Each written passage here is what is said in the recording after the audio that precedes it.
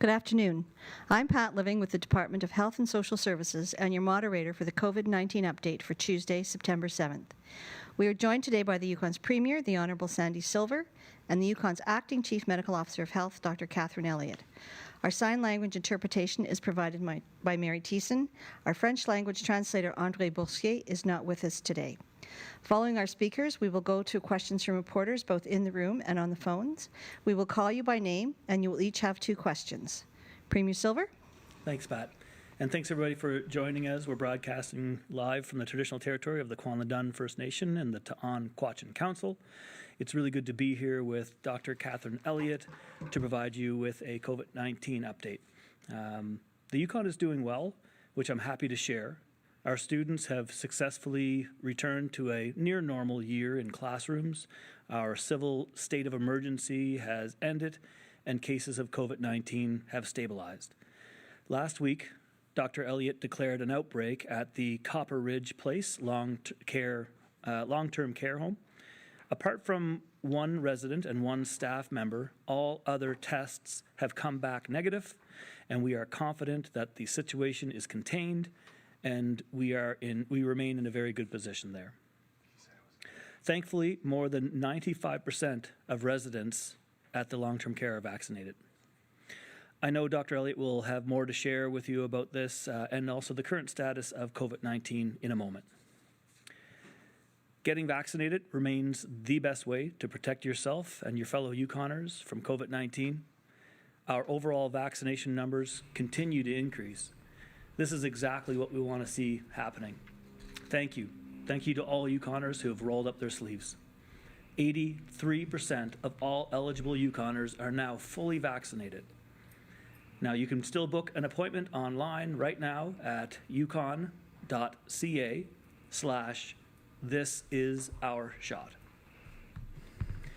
Let's keep it up so we can continue to lead the country in vaccination rates. It is also increasingly important to increase our numbers so that we can protect those who cannot receive a vaccine, such as youth under the age of 12. Please make an appointment if you haven't already gotten your shot. Now, on the vaccine front, I know that there's been a lot of discussion recently about boosters. We are expecting to receive new recommendations from the National Advisory Committee on Immunization on booster shots in the coming days. We are prepared to roll out these shots in the near future for those who are the most vulnerable, including our long-term care residents and folks who are immunocompromised. Now, stay tuned to Yukon.ca for additional details as they become available. Yukon.ca is also where you can find the document Forging Ahead, the Yukon's continuing response to COVID-19. Our focus remains primarily in protecting the health and safety of Yukoners, and Forging Ahead outlines our ongoing targeted response to COVID-19 in the territory. There's been a lot of discussion around the country in regards to vaccine certification. I know Yukoners have been curious as to what the territory's plan is. Last month, I mentioned that, like many other jurisdictions in Canada, we were developing an easy and secure way for Yukoners to get official proof of their COVID-19 vaccination online. We know that this will be necessary as we continue to live with COVID-19 and as Yukoners travel to places that require proof of vaccination. I'm pleased to tell you today that this proof of vaccination credential service is now available for Yukoners. This new service allows you to obtain a government-issued, secure proof of your COVID-19 immunization status. It will deliver easy access to your COVID-19 vaccination information while also protecting your personal data. The credential is in the form of a PDF document that you can print or keep on your phone for easy access. I have an example of it right here. This is the printed version of the PDF.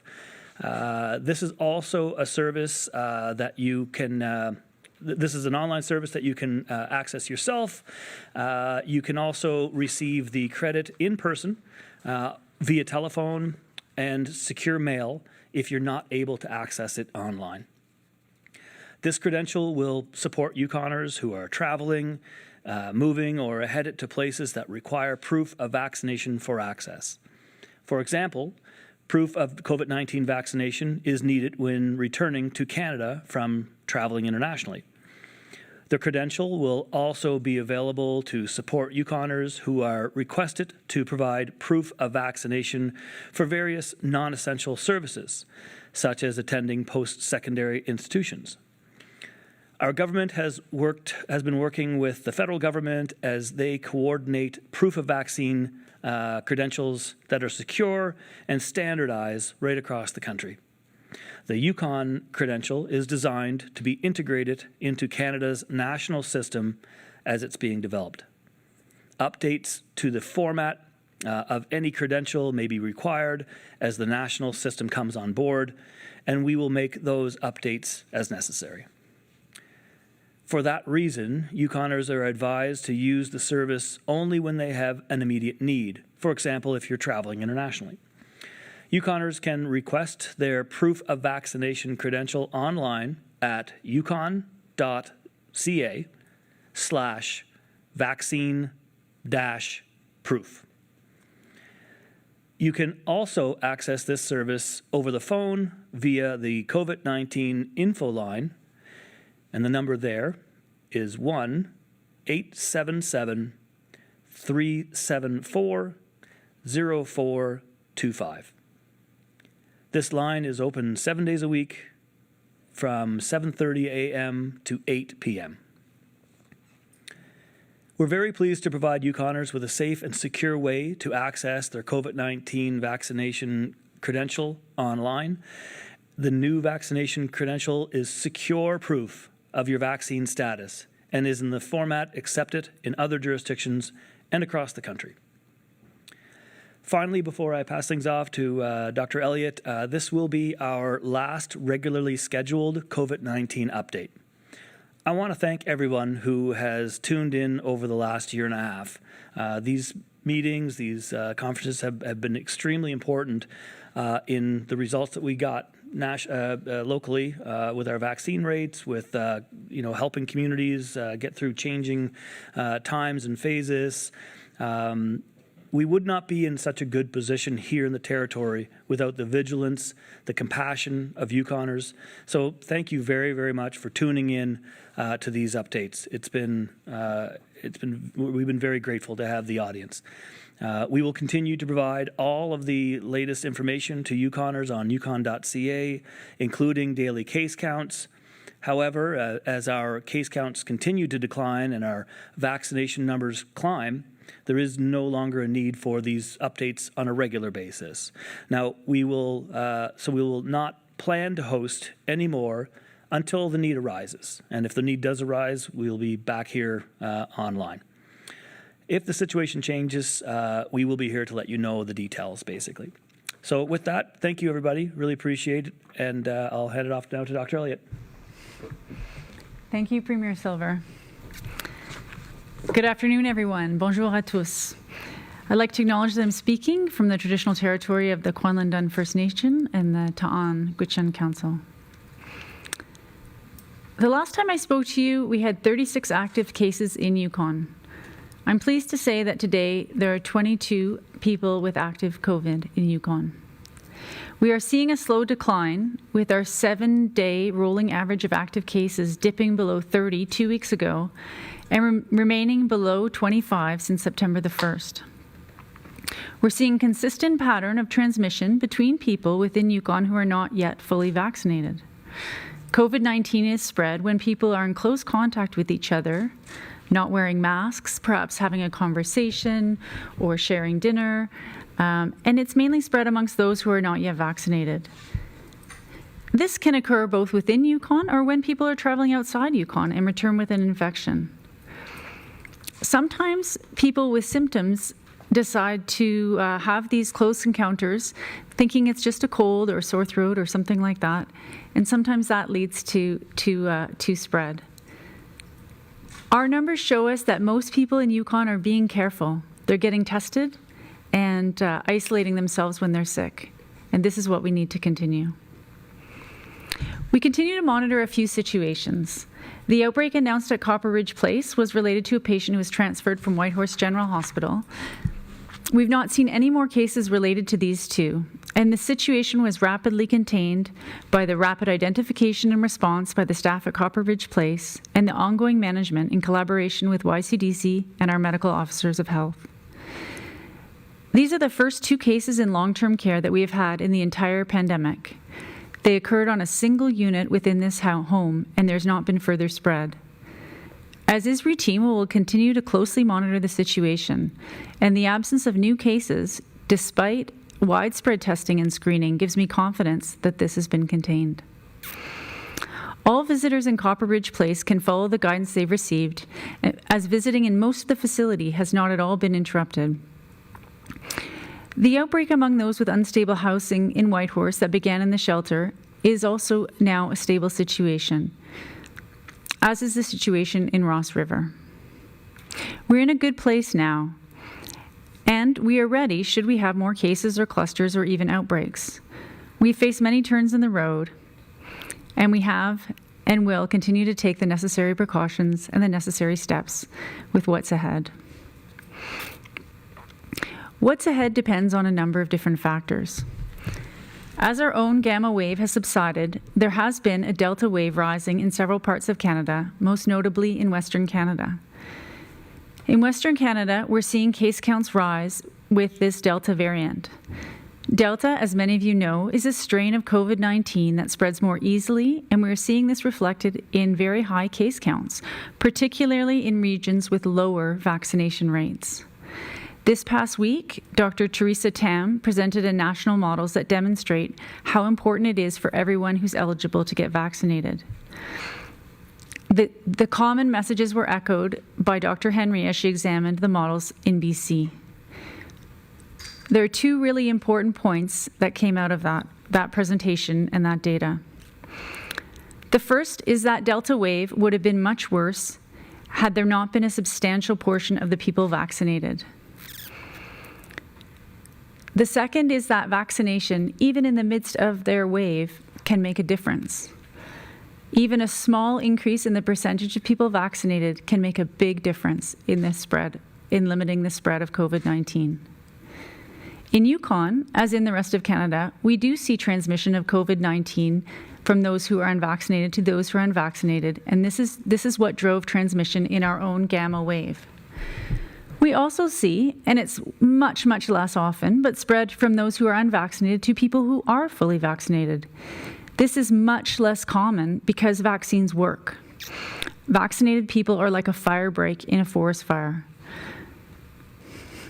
We stop the spread of COVID-19 by making it very, very hard to be infected, and even much harder for COVID-19 to pass to those around us. I had said in our last media briefing that we would share when we have transmission of Delta in the territory. There have now been a few situations where Delta has spread from person to person, not only within a household or close contact network, but also where people have acquired Delta and COVID-19 while going about daily activities of life. This indicates that there's been some unlinked chains of transmission within Yukon. We anticipated that this variant would be introduced with Yukon, and as it is more transmissible, it is most likely to become the most dominant variant here. At this point, the circulating variants include Gamma, Delta, and the wild type, or the first strain. Some people are wondering, will we have the numbers of cases and the impacts on healthcare that we've seen elsewhere? Remember that we are a few steps ahead of Western Canada. We have high vaccination coverage in much of the territory. Where there's high vaccination rates, COVID is blocked. We aim for as many people vaccinated as possible. The goal of 85% of those eligible is the one we want to reach across Yukon to make this effective block. Among those over the age of 18, right now, 83% have received their 2 doses. A number of communities have very high vaccination rates and have reached or exceeded this target. Communities in the north and west of Yukon are leading the way. The vaccination rate in Whitehorse is right now 85%. This will slow Delta transmission. There are areas and subgroups with vaccination rates below the 85% target. These are places that are vulnerable to having transmission. Among these are certain age groups. For those ages 12 to 17, the vaccination rate is only 72%. The communities among those who are ages 18 to 29, the vaccination rate is only 77%. Young people need to roll up their sleeves. Communities in southeast and central Yukon also have lower vaccination rates, and these are places where we may see transmission. Remember that vaccine clinics are happening in Whitehorse and in all the communities, and it is time to get vaccinated now. Call your health center if you live outside of Whitehorse, or if you're in Whitehorse, drop in or call the vaccine clinics and get your shot. These are the ways that we keep our families, our communities safe. This is how we take care of our schools, our businesses, and how we can safely enjoy the arts, the sports, and the recreational activities, the hunting season, the time on the land, the cranberry picking, and the preparations for winter that are so much a part of our lives in Yukon. While we are leading the country and the world in vaccination rates, it is not enough. We need to aim for that 85% among all those eligible, and increasing our vaccination rates among our youth, our young adults, and in those communities where the rates are lower. Now, if you've been vaccinated, you're helping us to stay safe and healthy. The most important way to help now is to let the people you know understand that the vaccines are safe, that they are effective, and that they are the best way that we can create a strong barrier to prevent spread of COVID-19 in Yukon. Some people are thinking about third doses of vaccines and about boosters. We know that for most of the population, 2 doses is enough and is a very strong, safe, and effective barrier. We are anticipating that the National Advisory Committee on Immunization will make its recommendations for those who are immunocompromised in the coming days.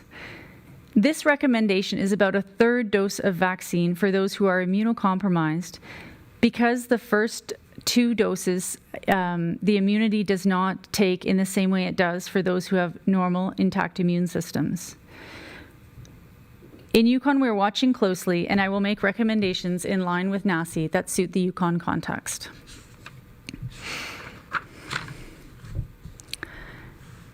I know that some places across Canada have offered third doses to those who live in long-term care. At this time, this is not necessary in Yukon, and we are waiting for NACI recommendations on this as well. We also will watch our epidemiology and can make course adjustments should we need to.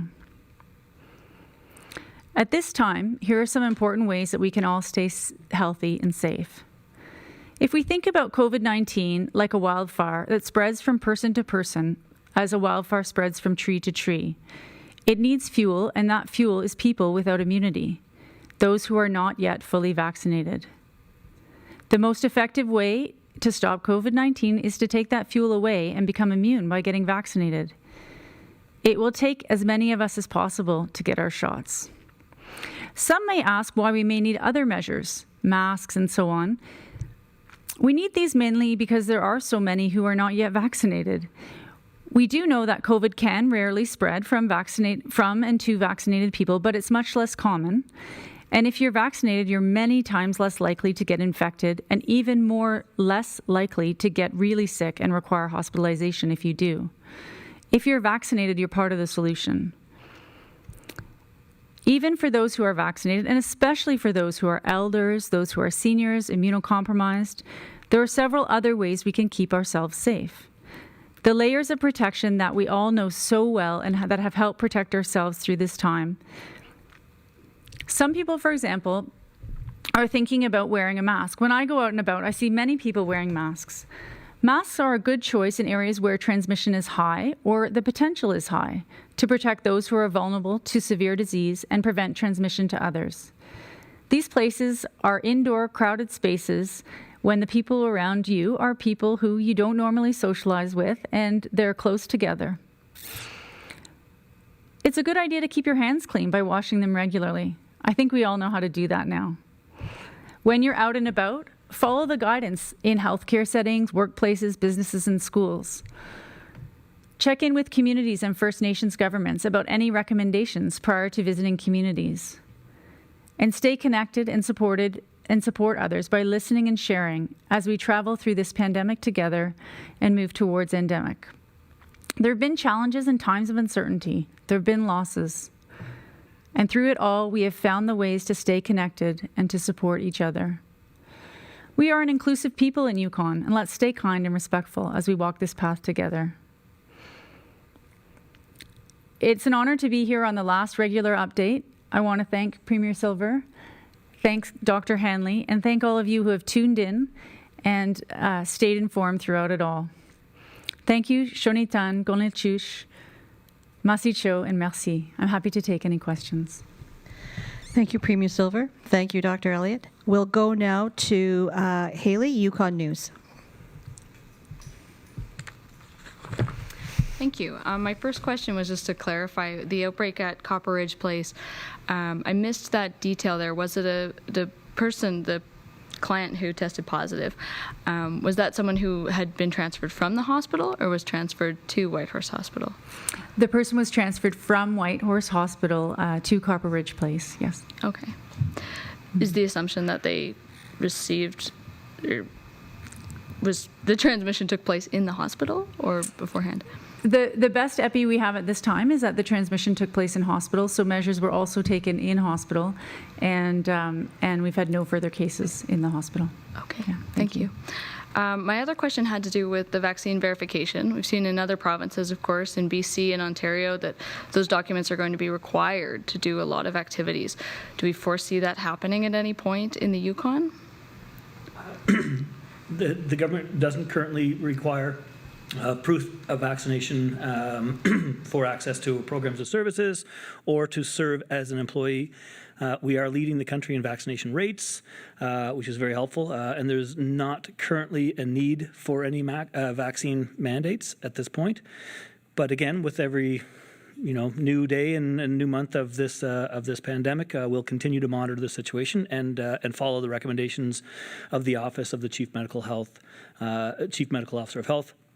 But private businesses and organizations can and are requesting proof of vaccines, and the new credential will support these businesses, so they don't have to rely on the honor system anymore, as we heard just even in the news today.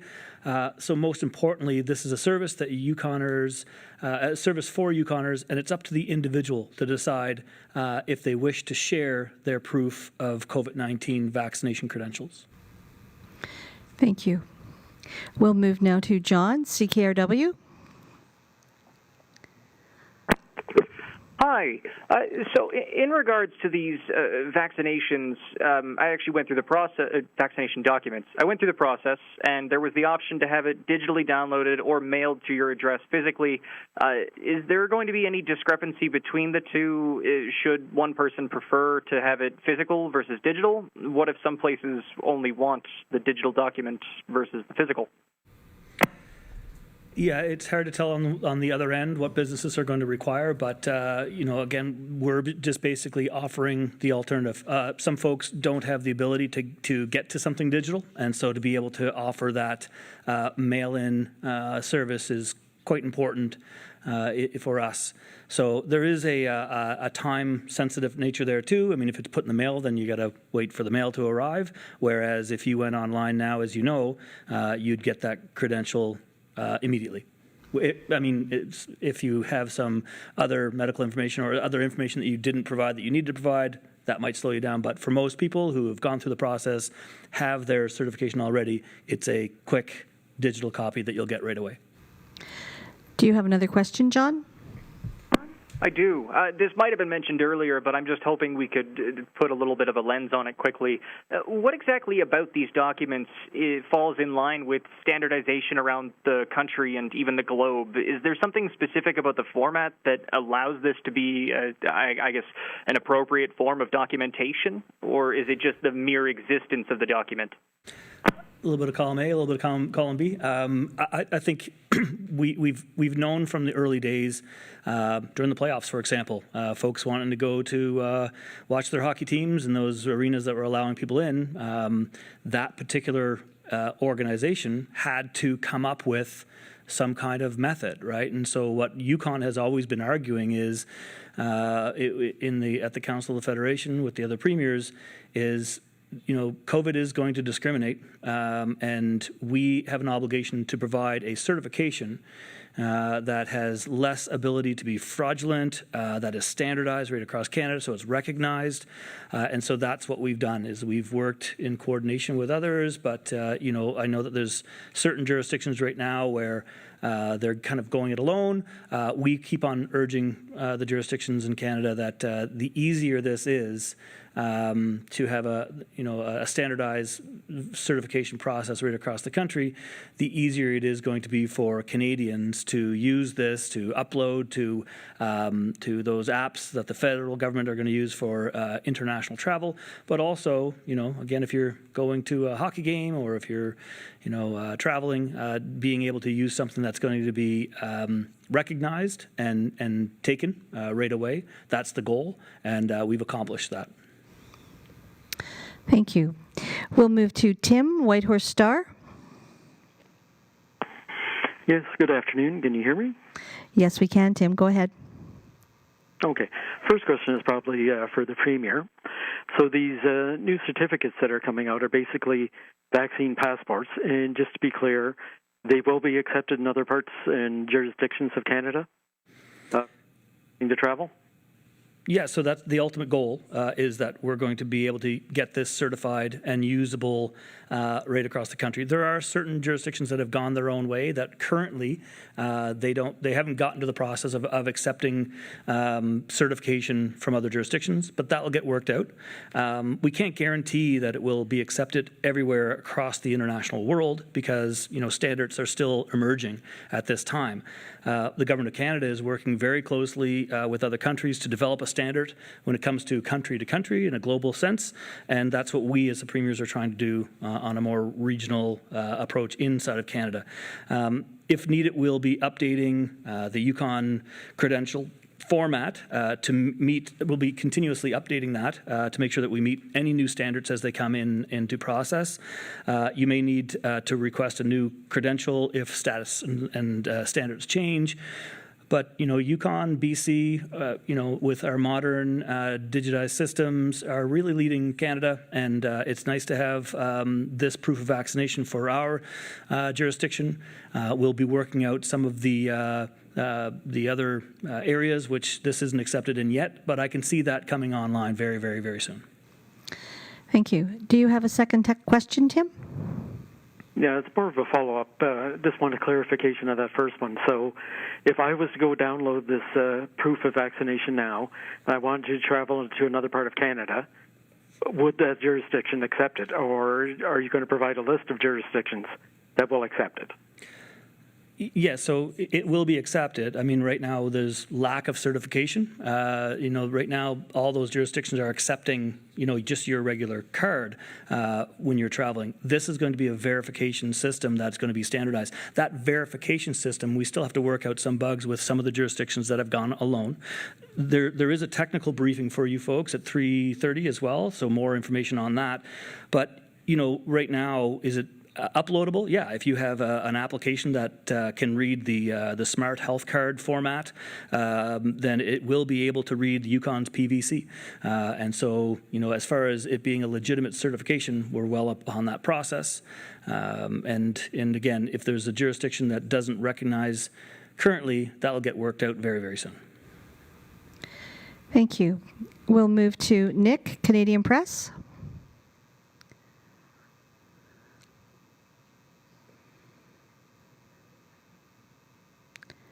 Nick?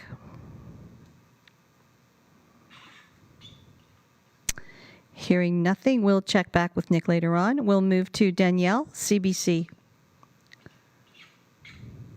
Hi there. I'm curious because in Quebec, we're seeing that today the health minister there is requiring that healthcare workers in the public and private system get vaccinated. And in Yukon hospitals now we know that visitors have to be vaccinated. But are there any plans to require that healthcare workers get mandatory vaccinations in Yukon? Yeah, so in responding to the previous question, Yukon government does not currently require proof of vaccination for accessing our services and programs or to serve as an employee. But we are seeing a growing list of universities, hospital corporations, those types of things that are requiring this for visitors and maybe even, again, nationally, internationally, students, that type of thing. As far as we're concerned, we are leading the country in vaccination rates, and based upon the most updated advice, there's not currently a need for any vaccine mandate in Yukon. Do you have a second question, Danielle? Yeah, I'm curious how many healthcare workers have tested positive for COVID-19 beyond the Copper Ridge staffer. I don't have those numbers. Thanks for that question. It's a question about whether healthcare workers have been testing positive. Here in Yukon, we haven't been reporting out on healthcare workers with such small numbers, except for this one situation to explain the situation at Copper Ridge Place. What's been really becoming clear in the national data is that healthcare workers do test positive for COVID-19, as do many people in the population, and that the rates among healthcare workers reflect the rates in the general population. So most healthcare workers also do things outside of healthcare. Perhaps they're a member of a household, a family, perhaps they play in a band, or perhaps they do other things, carpool or sit in the staff room with friends, etc. And these are the most common ways that healthcare workers have acquired their infections. And it's also very apparent that the rates amongst healthcare workers reflect the rates in the communities where they live. Thanks. Thank you. We'll move to Claudiane, Radio-Canada. Oui, donc en français, puis là, mille pardons, je suis de retour aujourd'hui, donc peut-être est-ce que la question a déjà été posée la semaine dernière, mais Dr. Elliott, pouvez-vous me dire s'il y a des enfants d'âge scolaire qui ont été trouvés positifs à la COVID-19 et si vous avez l'intention, donc, incidemment, éventuellement, de demander ou de proposer, suggérer la vaccination obligatoire pour les enfants d'âge scolaire éligibles au vaccin? Oui, merci Claudiane. La question est au sujet des enfants à l'âge scolaire. Est-ce qu'il y en avait avec le COVID-19 et est-ce qu'on va leur demander d'avoir le vaccin s'ils sont éligibles? Les enfants à Uconn, nous avons des enfants qui sont déjà le diagnostic de COVID-19.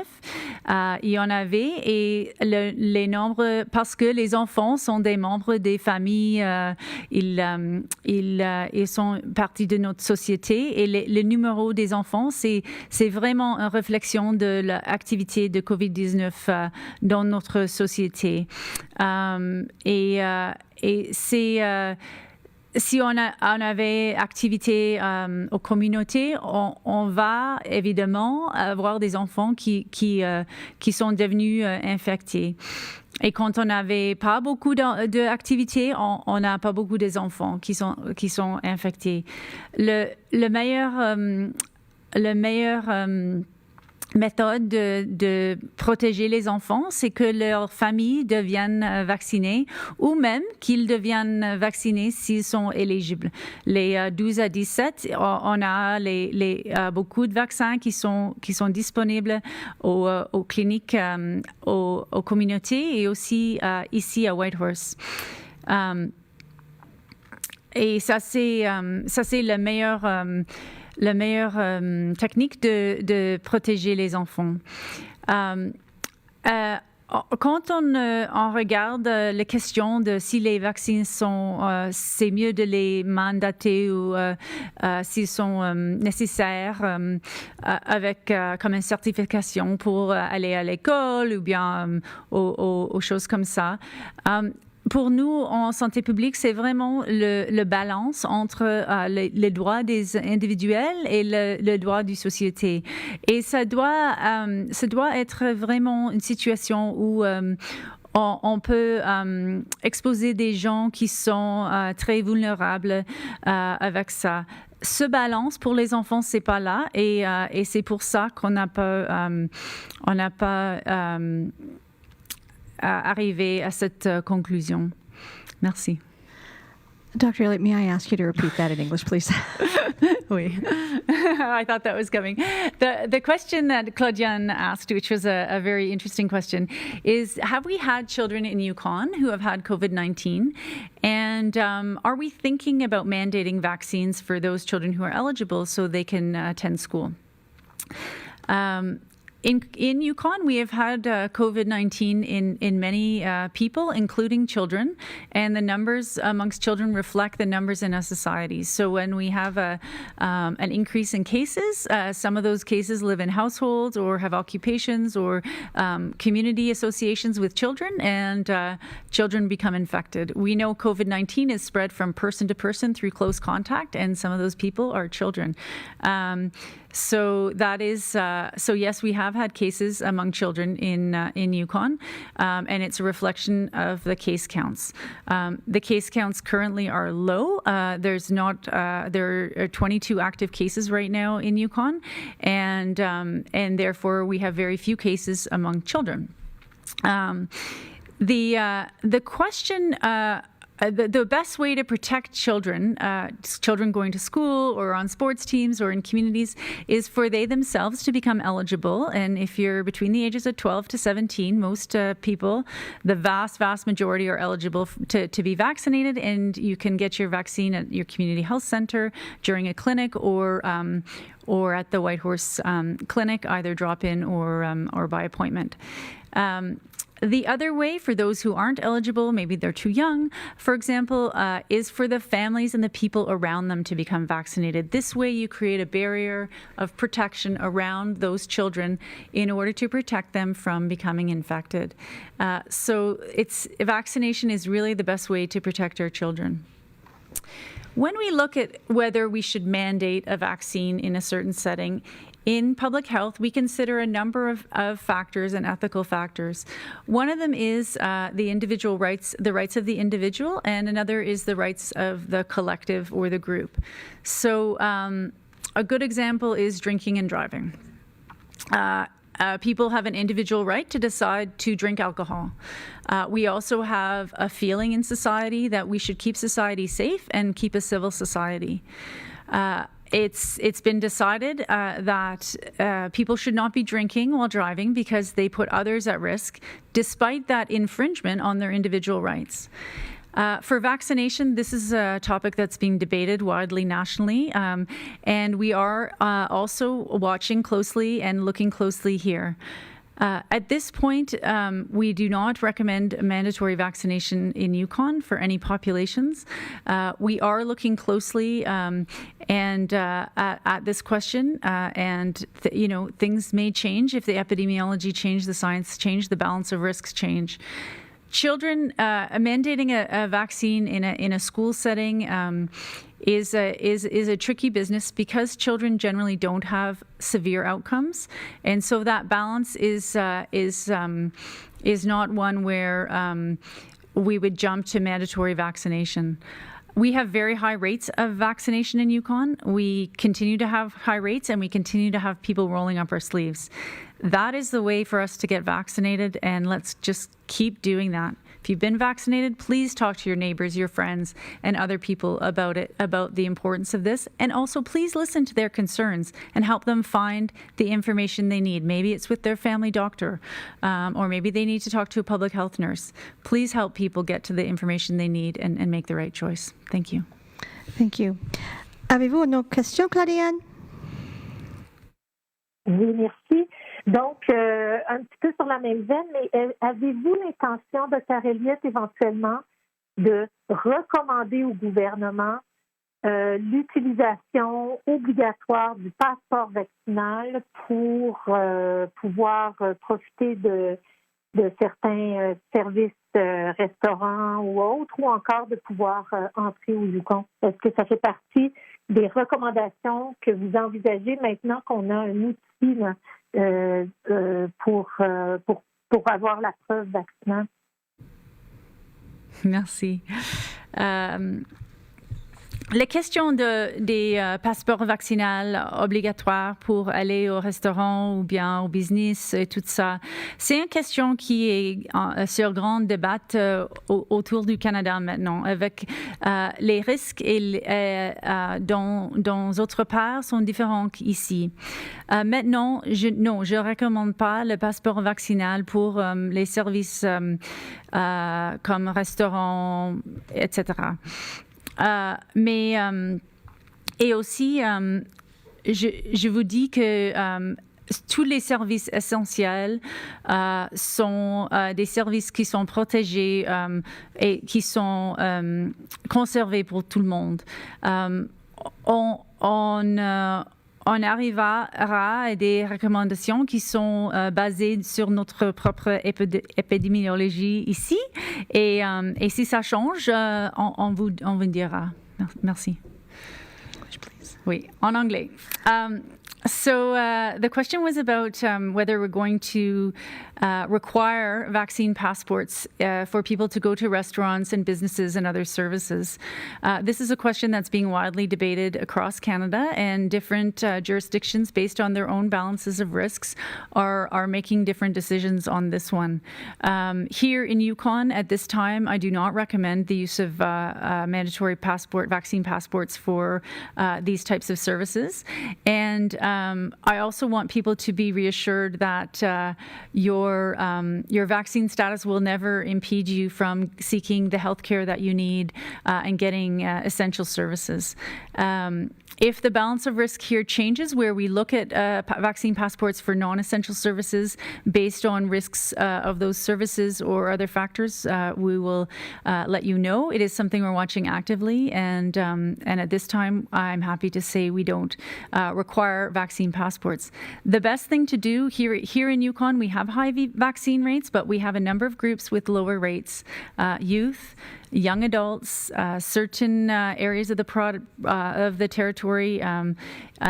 These are areas where we really need to see those vaccine rates increase, and that's the way to get people vaccinated here. If you're already vaccinated, please talk to people about the importance of it, and please listen to their concerns. You probably don't have all the answers, and that's fine. Please help them get to the people who do, whether that's their family doctor, a public health nurse, or someone else. Let's continue to keep the rates high, and let's continue to stay one of the most vaccinated places in Canada. Thank you.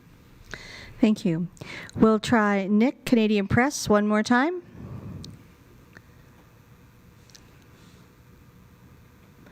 And hearing nothing from Nick, I'd like to thank everyone for their time today and for joining us over the past 18 months. This is our last regularly scheduled COVID-19 update. Going forward, COVID updates will be held as required. Please visit uconn.ca for daily case counts.